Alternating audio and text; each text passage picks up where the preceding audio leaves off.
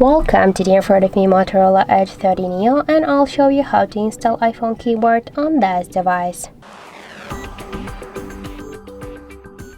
So first let's open Play Store app, and here in search bar we should enter green Apple keyboard. And now we should get this first application, that's why tap to install and wait a couple of seconds.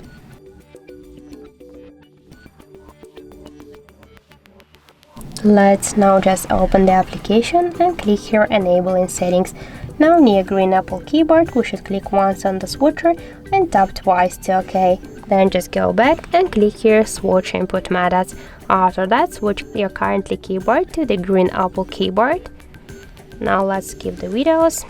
The process is finished, so let's just open and see the new look of our keyboard, and we can see that this keyboard is so close to the iPhone one as all of these emojis. So that's it, thank you for watching, and if you find this video helpful, don't forget to leave a like, comment and to subscribe our channel.